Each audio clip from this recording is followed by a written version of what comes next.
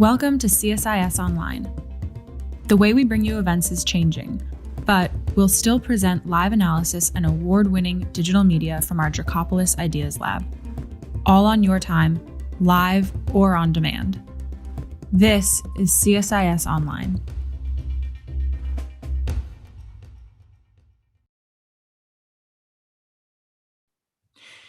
Good morning. My name is Dan Rundy. I hold the Schreier Chair here at CSIS. I also lead our work at the Americas program here at CSIS. I want to thank you for joining us today for a discussion on Brazil's accession to the OECD, the Organization for Economic Cooperation and Development. Unfortunately, I'm going to beg your forgiveness of this audience. And Minister Guedes had a conflict and let us know about 30 minutes ago, and he's unable to join this morning. He was called to the Congress to deal with an emergency set of issues related to the reform agenda that we're going to be talking about. This rarely happens, and we totally understand.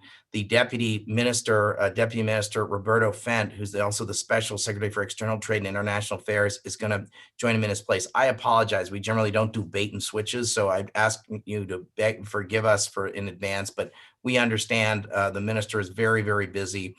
But I think our Deputy Minister Fent, is going to do a great job of helping us explain these really critical and timely issues. And we're going to have a very substantive discussion, and I hope you'll stay. So I'm really pleased that Deputy Minister Fent is with us. Brazil is a really important ally for the United States, and we have not fully developed the full potential of a U.S.-Brazil partnership. The U.S.-Brazil relationship, in my mind, needs greater connective tissue. I have called for the creation of something akin to a German Marshall Fund for the U.S.-Brazil relationship. I would like to see something created like a German Marshall Fund for the U.S.-Brazil relationship. We need to have more exchanges. We need deeper trade links. We need deeper science and technology partnerships. We have a shared set of values. We have almost 200 years of relations. Ambassador Forster was explaining to me that a couple of weeks ago that there's a little bit of a debate as to whether or not the United States recognized Brazil first or the Argentine Republic recognized Brazil first. I'm with Ambassador Forster in saying that the United States recognized Brazil first. And I know next year is the 200th anniversary of Brazil's independence. We have a big agenda, and we need to have a thoughtful and constructive partnership to make that agenda possible, and enormous potential for our partnership between our two countries. Also, one of the areas I think that is of great opportunity is OECD membership for Brazil. I've written about this in The Hill. Both the United States and Brazil would benefit from OECD membership, but OECD itself would benefit from Brazil's membership.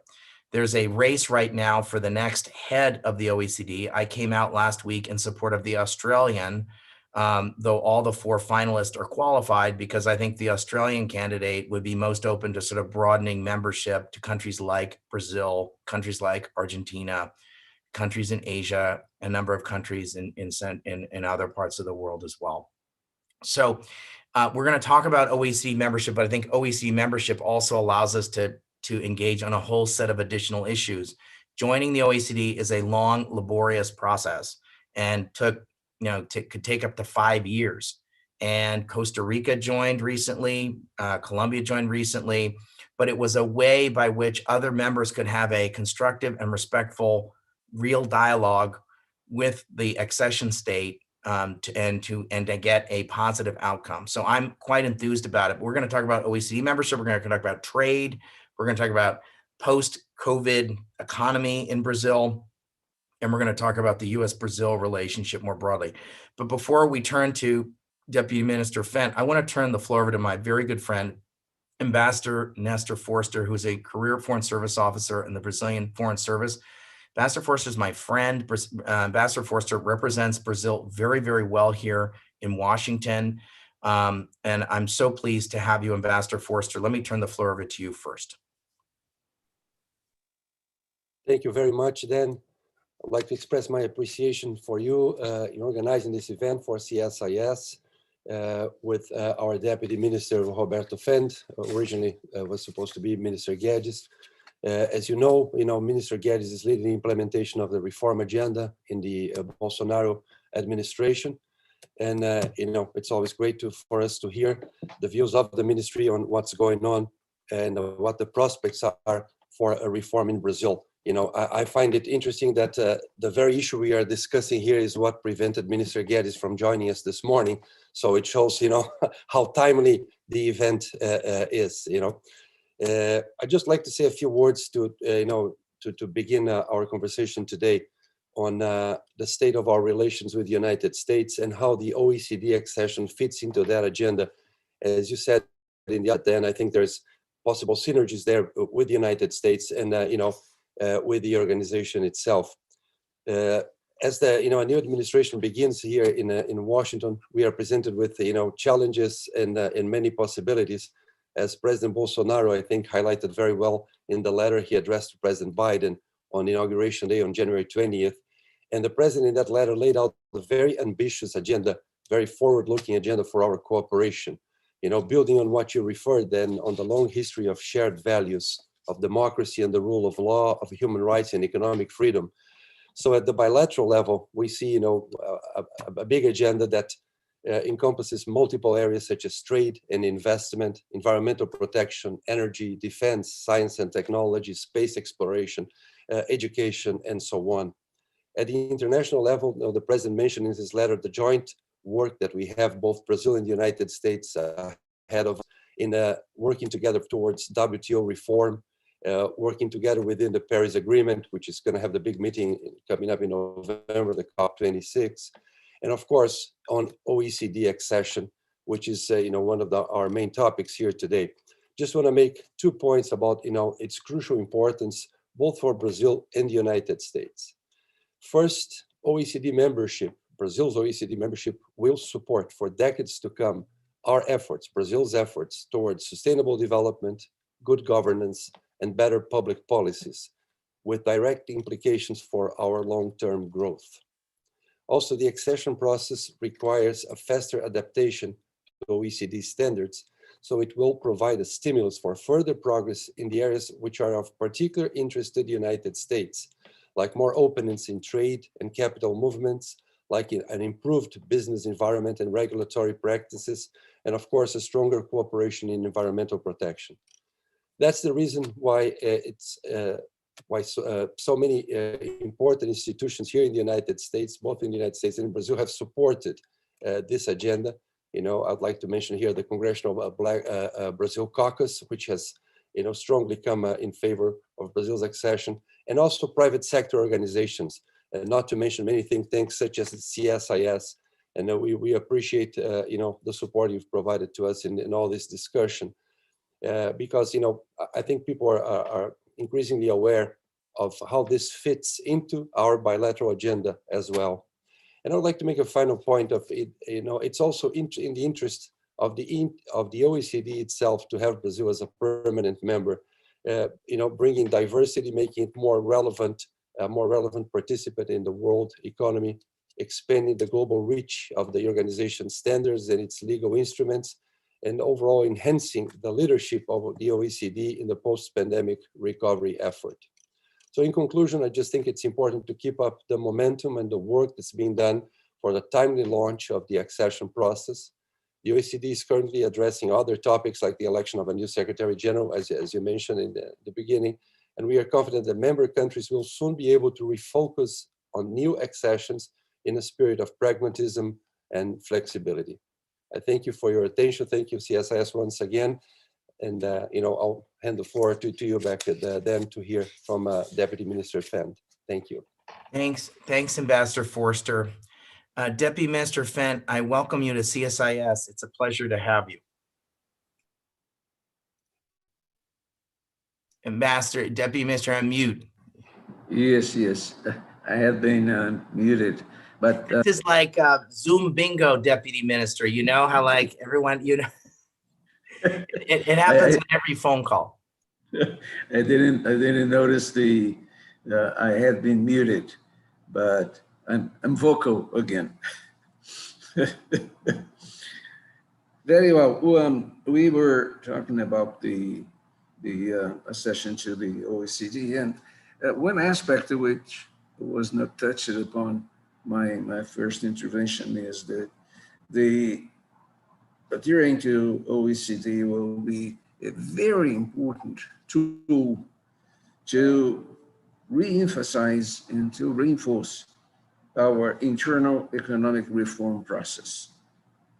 Being able to follow the rules and norms of OECD helps us to promote the series of economic reforms we are in the process of domestically adhering. And so that's why we emphasize so much being a member of OECD and then follow OECD legal instruments, recommendations, and guidelines.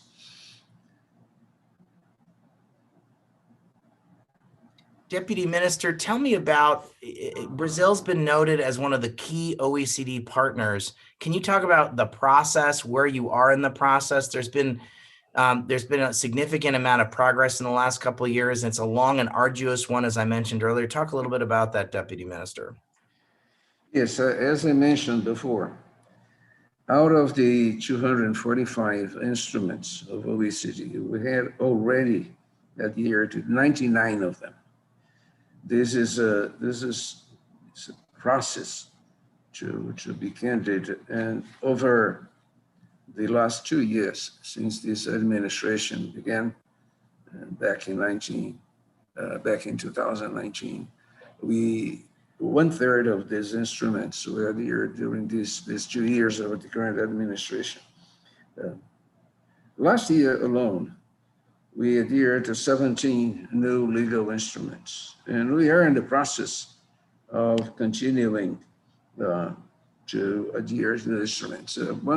One set of instruments which will be contemplated are in the agreement, in the protocol we signed with the United States last year on trade facilitation, on good practices, and fighting corruption. All these actions which we signed with the United States as a mutual agreement, these will reinforce this process of progressively Brazil adhering to all the 245 instruments of OECD. Tell me what, in your mind, what is the benefit to Brazil, the concrete benefit to Brazil? I can make an argument as to why, but why does Brazil want to be a member of the OECD, Deputy Minister Fenn? I know why, but tell me in your words why. Well, I'll tell you our point of view. Being a member of OECD means that we are complying with the best international practices on the topics I have already mentioned. It's not a seal of quality. It's right the opposite. If we have good practices, if we have facilitation of commerce, if we fight corruption, in themselves, this is the best means we can have if we are members of OECD because we adhere to these good practices. It's not the opposite. It's not like it's not a seal of quality that, well, Brazil is they are nice, they have good music, they have good food. So no, that's the opposite. You qualify to be a member of OECD when you have good legal instruments in place, and this is how we see it. You see, is something that is advantageous to the Brazilian people, to Brazilian society, that we have a modern, a country which respects the rule of law, a country which is democratic. So those are values in themselves for the Brazilian people. If these values are also valued by OECD members, that's good, great. But we are looking at those values, and this is critical for us. Deputy Minister, let's talk about some of the economic reforms. Maybe we'll come back to some of the issues around the OECD in a little bit, but there have been a series of important economic reforms the Bolsonaro government has sought to enact. There's in areas such as economic and tax policy and pension reform. Could you talk about those efforts? And could you also talk about some of the efforts that may have pulled Minister Geddes away from this conversation today? But first, talk a little bit about the last couple of years and what you're hoping to accomplish over the next 2. Yeah, let me tell you, we spent a good part of 2019 passing the pension reform. Pension expenditures is one of the 3 largest expenditures in federal government and in most of the states of our country. So we were concentrated in 2019 in passing these pensions reform. Then, I mean, it's like an earthquake, a tsunami. The COVID hit us severely. And we shift gear in the sense of trying to save employment, trying to assist those people, which most of them were in services. And we had a lockdown back in from March to May, June. And all these folks that lived on, have physical contract with consumers, providing services to the consumers, all of a sudden they had no source of income. And we had to help them. 60 million people. It's not a small number. It's not a small number. You see, people in the informal sector, they have no protection from the Social Security system. And we, just for providing money to them, we discovered that, they had no bank accounts. And so they were, some of us would call them invisible people. They had no track records of any sort. And all of a sudden we provided through official banks for them to have a banking account in order to pay them the money for them to survive. But we went beyond. We helped with firms to keep people employed. So we transferred money to the firms, to the enterprises in order for them to keep people working. And in the end, we also provided money for the firms to be able to produce, working capital and the like. All of that, it was a sizable effort. We spent about 8% of our GDP on those measures. And that had to be made overnight. We couldn't wait for months to start paying money for people to survive. If you are to survive, you should survive now. You cannot survive months ahead.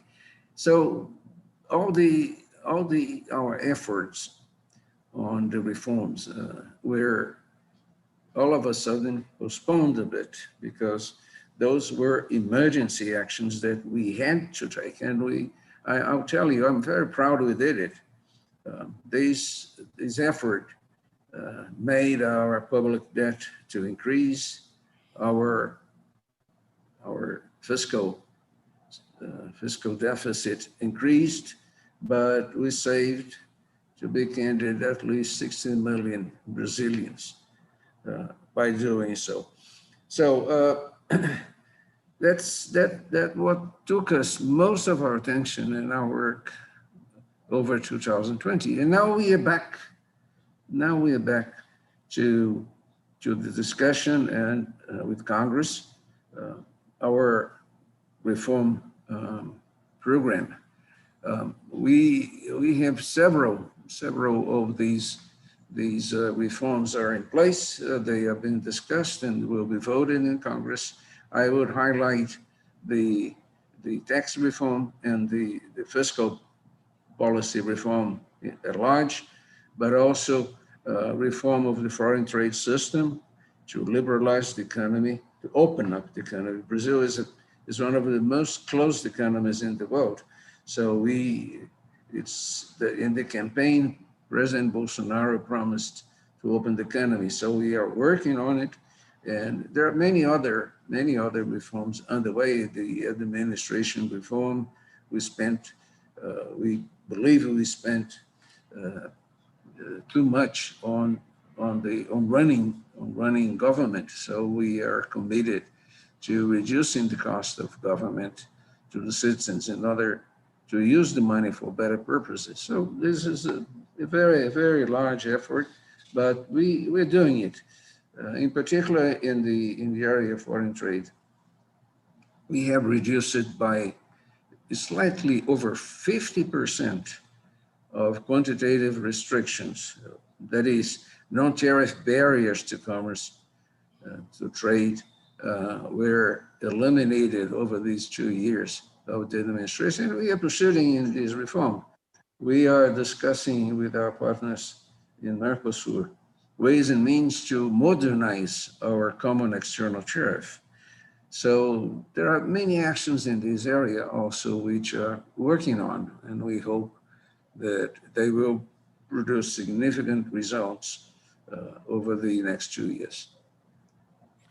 Talk about, there was an election several months ago in Brazil in the Congress. There's been some changes in the political constellation in the Congress. What does that mean for the reform effort? Could you talk about that?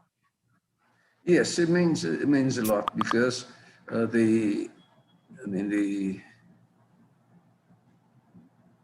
here we call the president of Senate and the president of the House, but in the United States there's another name. But anyway, is the guy who commands the House and the Senate.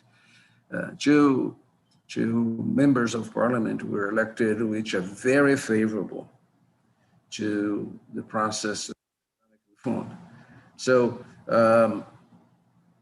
we have very high expectations that the change in the command, those in the Senate and the House, will be very good for our reform efforts. They are committed. Their public statements show that they are committed to the process of reform. And we have very high expectations that now the process of reform will accelerate. It was not as fast as we would like this process to take place, both in the Senate and the House, but now we are much more optimistic on the velocity in which these will take place.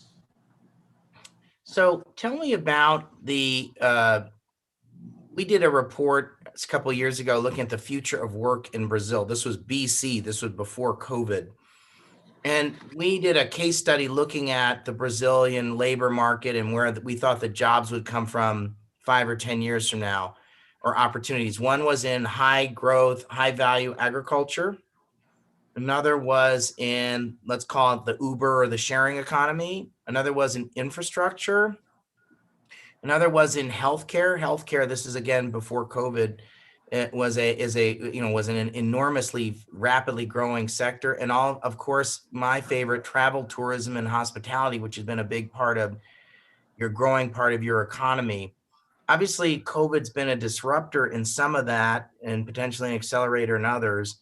Talk about what you think the post-COVID economy looks like for Brazil, where the opportunities are. That's one question. Then I've got some other questions about related to post-COVID in terms of trade flows, but maybe you could just talk a little bit about that first. Well, let me quote Minister Guedes. Minister Guedes is fond of saying that the future is green and the future is digital.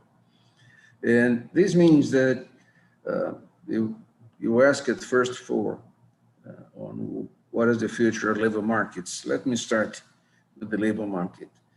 So we believe that if this is the future is green and the future is digital, a sizable effort will have to be put on the structural reforms that bring stronger competition and global integration with the reallocation of jobs across firms and sectors. This is looking at a long-term perspective. This is how we see it. We are convinced that all the evidence on economies that remained closed and economies that opened up their economies, both in the commercial and financial senses, they have shown a very larger progress in both in the, I mean, the value added in industry and agriculture and services, but also in employment. We have many simulations that we've been doing here with general equilibrium models that show that opening the Brazilian economy will improve the efficiency and productivity of the economy and will improve employment.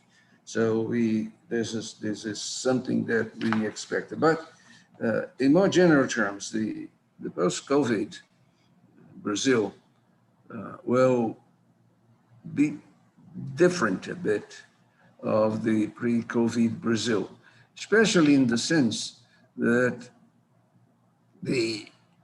as we expected, the economy will be more open to the international economy. And this will bring long-term good effects on productivity. All the major countries today, growth is not based on, or not mostly based on, the availability of the factors of traditional factors of production. By that meaning land, capital, and labor force. But countries grow because they increase productivity, total factor of productivity. And this is what we see happening as the reform process. There is progress in the reform process, and we open our economy to the world economy. This, all the evidence show it, and this is how we see it as a post-COVID Brazil. Deputy Minister, President Bolsonaro's letter to President Biden talked about the potential for a free trade agreement between Brazil and the United States. Could you expand a little bit on this possibility? Yes, I know this is a still preliminary aim of having a more closer partnership between the United States and Brazil. But we have been making it a sizable effort for Brazil to open up through also not only based on the multilateral trading system, but also on regional trade agreements, bilateral trade agreements. As you certainly know, Brazil finalized a trade agreement with the European Union, which is very broad and very encompassing. This is in the process of being signed. The same happened with the EFTA countries. We are discussing a free trade agreement with Canada, a free trade agreement with South Korea. We have just the mandate approved to negotiate a free trade agreement with Indonesia and Singapore, and so on and so forth. So it's Brazil and the United States, they have all in common to start a conversation on how could we also have a free trade agreement. Brazil fought along with the United States in the war. We have the same institutions.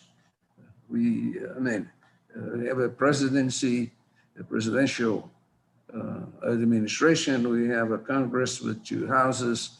Our states resemble the structure of the federal government. Brazilians love the United States. So English is the second language spoken in this country. So we have everything to be closer in commercial ties. And Brazil and the United States are very large partners, and they have been and will continue to be. So I have very high expectations that in the future, we may seriously start discussing the extent of a potential free trade agreement between the United States and Brazil. This will be good for Brazil, no doubts about it, but I'm sure it will be good also for the United States. I agree. Deputy Minister, I've had 500 Zoom calls since March the 12th of 2020, and I have several deep thoughts I've taken away from my 500 Zoom calls.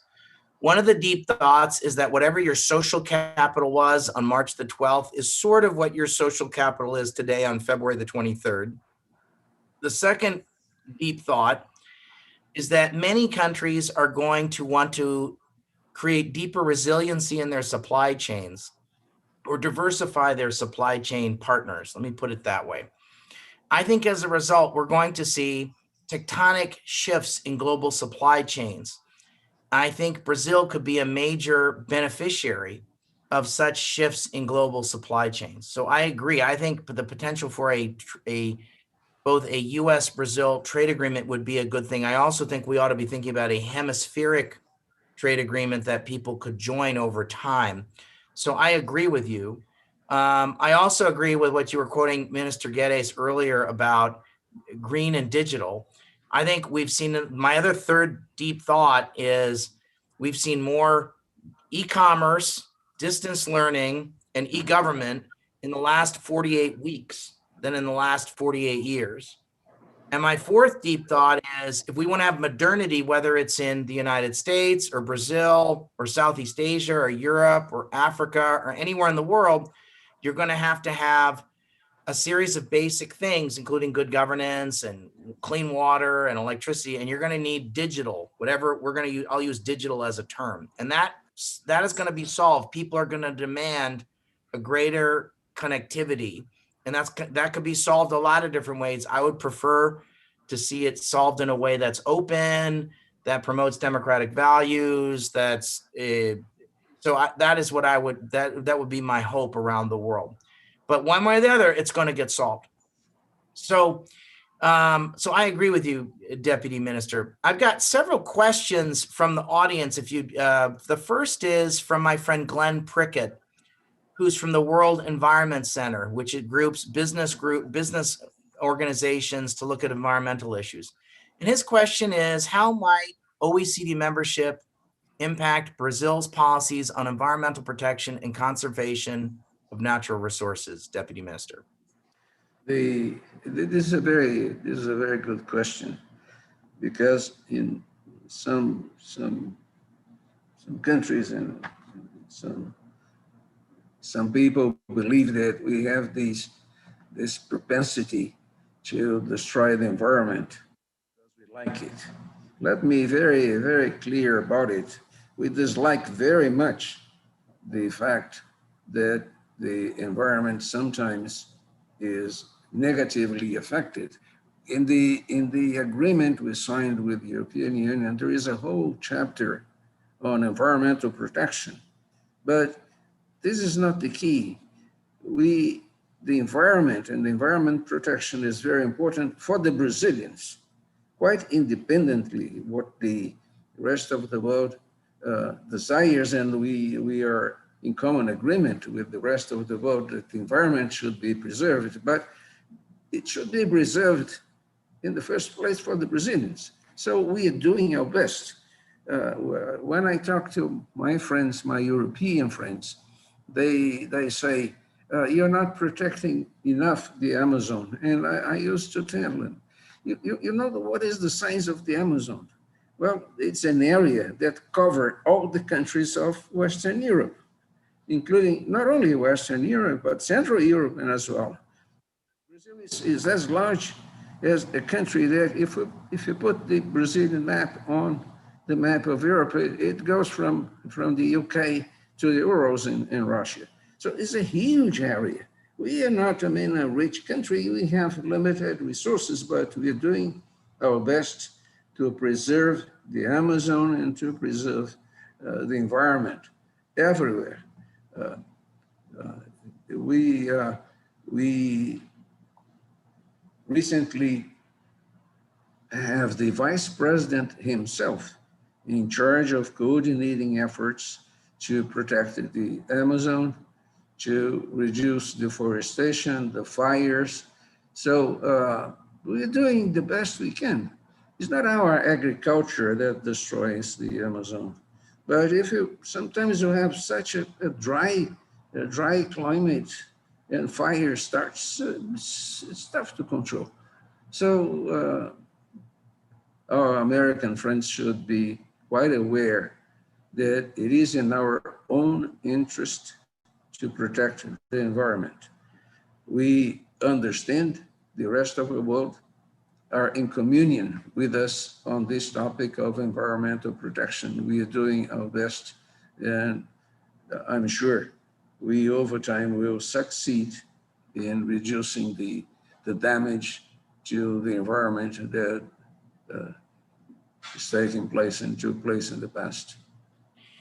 Thank you, Deputy Minister, for that answer. I would say what I would argue is that the OECD process would be a forum for having constructive dialogue about environmental issues as part of a package of other issues that are important to Brazil. Is that a fair statement, Deputy Minister? Is a very fair statement, and OECD is also a forum of exchange of ideas, of experiences. And for sure, on this particular topic, membership to the OECD will be very helpful. I agree completely with what you said. Thank you. I have another question from my friend Sean Donnelly, who is with the U.S. Council for International Business. Could the Deputy Minister talk about the views of the Brazilian business community on Brazil's OECD accession process and the underlying fundamental reforms? Excuse me, I guess I lost. On the underlying fundamental reforms. So the Brazilian business community's views of OECD accession and the underlying fundamental reforms necessary to achieve it. Yes, that's right. This is one of the reasons we are promoting reforms, and we are enacting changes in order to adhere to the OECD instruments, because these reinforce our efforts to promote the reforms and get support from the business community for this effort. So I fully agree. The membership to OECD is a key element in helping to pass reforms we are promoting in my country. Okay, I've got another one here from Collins Chung from the University of Malaya, which is, what is the long-term importance of OECD to a sustainable and equitable economy that will ensure a stable and inclusive economic impact for the Brazilian society? And how do other economic groups, how do fit into this, meaning things like Mercosur or CELA?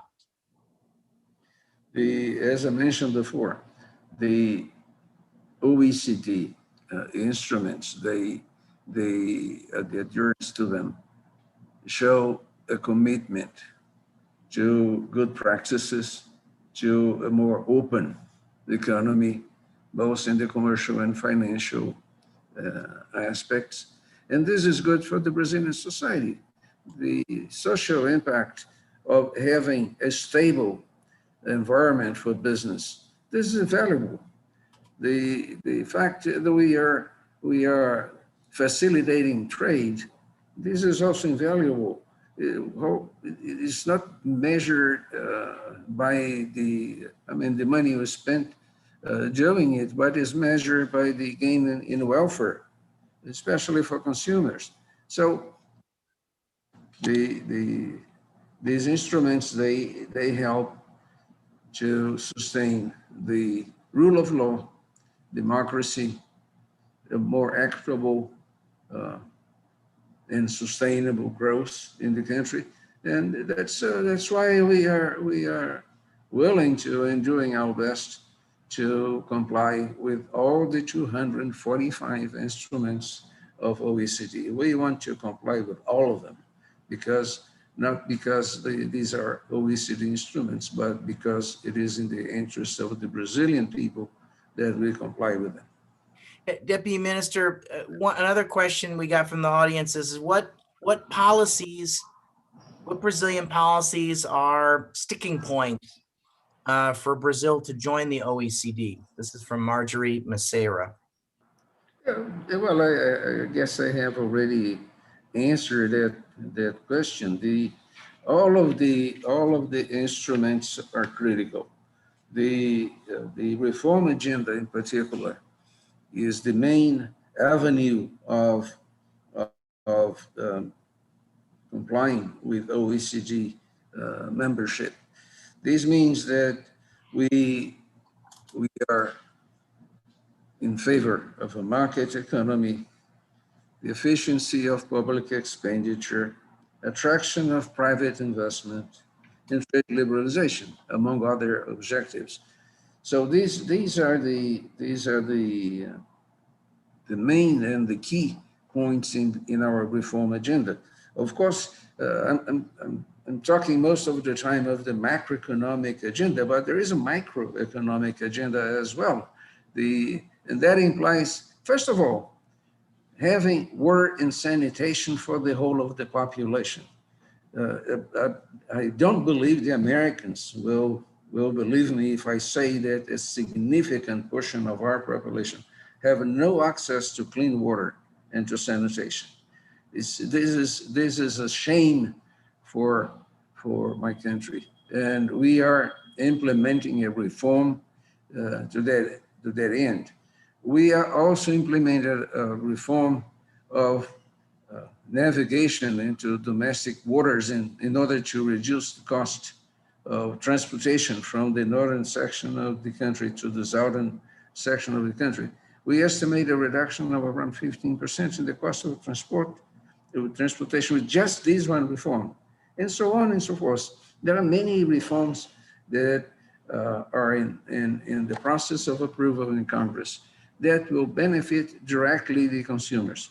Let me tell you something, Daniel. Many years ago, the provision of telephones was a monopoly, a public sector monopoly. And I still remember I paid $4,500 just for the right to have an access to a cell phone. So it's really unbelievable. Oh, today we have more than one cell phone per Brazilian. All Brazilians have a cell phone, or some of them have several, but on the average, we have more than 200 million cell phones, and they work properly. And so what is the meaning of this? The meaning of this is that the population can communicate on a safe, on a reliable telephone system. The same will apply to all those macroeconomic reforms we are in the process of approval. This will benefit directly the average man on the streets, the population itself. So and all these things, in a sense, have a lot to do, I'm sorry to insist, but they have a lot to do with the instruments of OECD.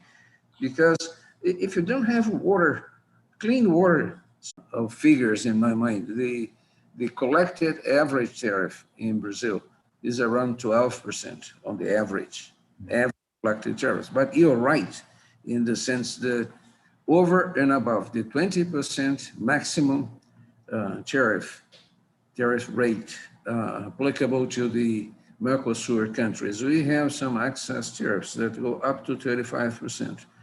These excess tariffs are being reduced over time. And we want to modernize the common external tariff of Mercosur in order to reduce even more the average tariff collected on imports. But it's not as high as the gentleman mentioned. Those are nominal tariffs, but the collected tariffs, which are the tariffs that interest, because those are the tariffs paid, is much lower than the figure presented. But Deputy Minister, it's fair to say that during the OECD process, part of that is negotiating things like tariffs is a part of the conversation. Is that a fair statement, Deputy Minister? That's a fair statement, and this is key. This is key to our policy of opening up the economy. No doubts about it. We will modernize our common external tariff with the other partners in Mercosur. And as I mentioned before, not only tariffs affect trade, but non-tariff barriers are very important as a mechanism to make more expensive, and in some cases, to preclude the importation of goods and services. So we are very committed to a very ample and sizable reform of the tariff rates in Brazil. One last question for the audience, then I'm going to give you, I've got a couple of kind of open-ended questions for you from myself at the end, but there's one last question from the audience.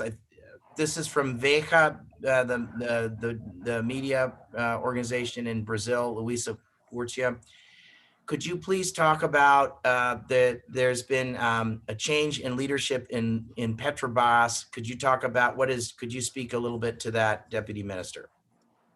This is a very complex matter, to be candid. What happened? The CEO of Petrobras, all CEOs of Petrobras, they have a mandate of 2 years. Mr. Castelo Branco, the current CEO of Petrobras, his term terminates in March the 20th. So Mr. Castelo Branco would leave the company soon. There was a difference of opinion on the role that the majority, the majority owner of the corporation, how the price policy of Petrobras should be conducted. Petrobras has been following a rule of keeping track of the domestic price, keeping track of the international prices times the exchange rate. It means that diesel and gasoline went up in 2021 alone. I mean, over the past month and a half, 27%. It's a very sizable increase in the price of gasoline and diesel. And there was a difference of opinion on how the policy should be applied. It's a corporation. The majority owner is the public sector, and it's it's a business. It's a business question of how the company should be managed. That's all I have to say. Thank you, Deputy Minister. So, Deputy Minister, I have a couple more questions for you, because I know our time is short. But I wanted you to make the case for why the United States. Ambassador Forster has told me that the United States is one of the largest foreign direct investors in Brazil, and that's been there's been a lot of attention from U.S. investors in Brazil. Could you make the case for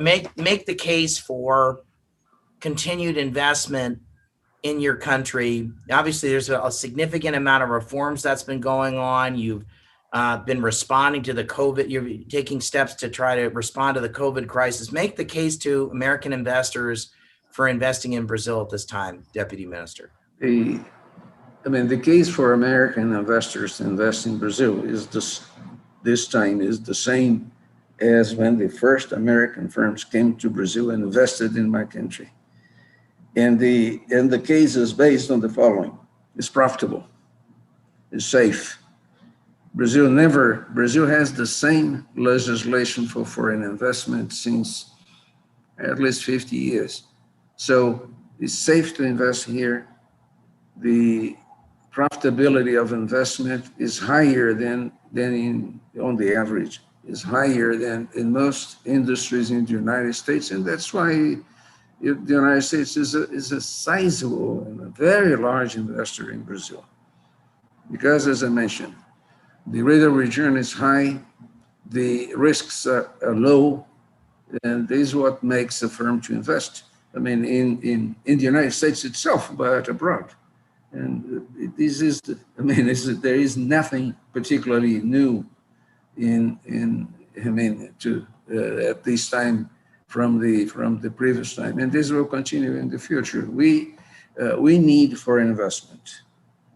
Americans, Europeans, Japanese, every country look for profitability and safety of the investment. This is a very safe place to invest. It's very profitable to invest. So I have no doubts that the reasons for foreign companies to invest in Brazil in the past are the same that determine why they invest today and will invest in the future. Let me take advantage of your presence to just ask about a couple of sectors.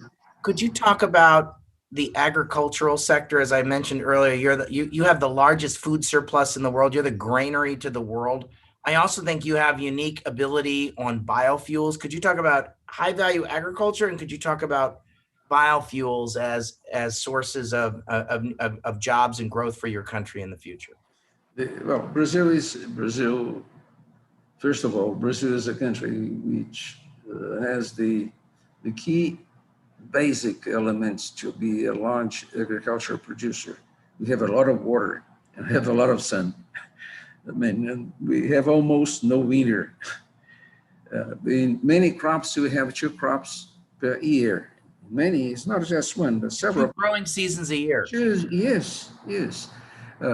That means that we are the first exporter of several commodities, several agricultural commodities, because we are very competitive.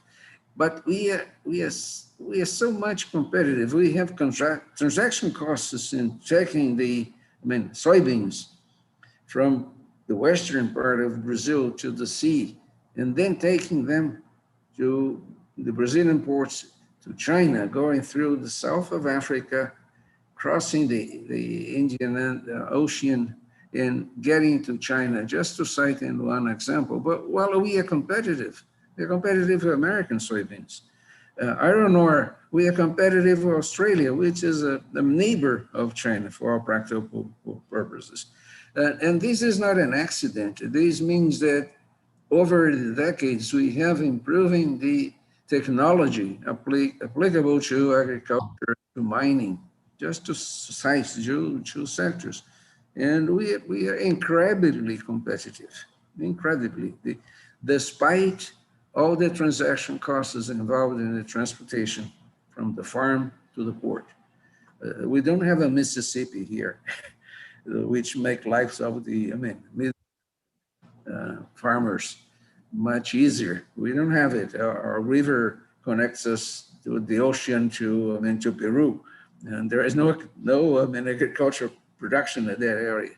So this is the fact. Ambassador, talk about mining. So if I said the word strategic minerals and Brazil, what's your reaction to that? Well, but Brazil is, as you know, Brazil is a very large producer of many minerals. I mean, the one which is more visible is iron ore. The Brazilian iron ore has a peculiarity of have a very, very large concentration of iron in what is extracted from the soil. Brazil is and will continue to be a very, very large producer, both of iron ore, but several other minerals. Given the size of the country, we have mineral deposits all over the country, and in some cases, what made us really competitive in mining was the fact that we provided the infrastructure necessary for the transportation of millions and millions and millions of tons of iron ore, manganese, and several other minerals from the production sites to the sea. And just to cite one single example, Vale now transport the iron ore it produces in the Carajás province in boats of the transport 400,000 tons on each. Word. So those were designed especially to be able to transport huge amounts of iron ore to make this very long trip profitable. Ambassador, sorry, Deputy Minister, let me give you 3 minutes because I don't want to leave folks with the impression that Brazil is not only a commodities powerhouse, it is, and an environmental superpower, it is, and a water superpower, it is. You're a design and manufacturing superpower. Could you talk a little bit about your high quality manufacturing and sort of the high level of the caliber, your world-class design industries just for a minute, please?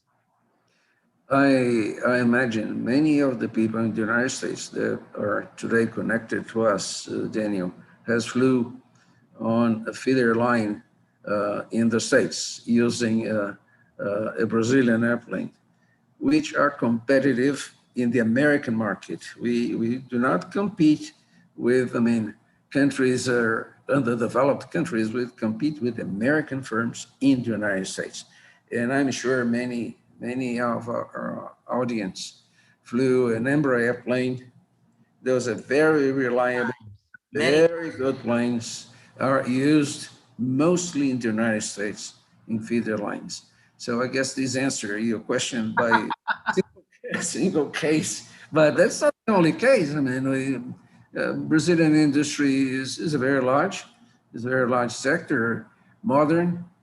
Many American firms, industrial firms, produce in Brazil and export from Brazil. All the majors in the automobile industry are in Brazil, as well as the Germans, the Japanese, of course, recently the Chinese.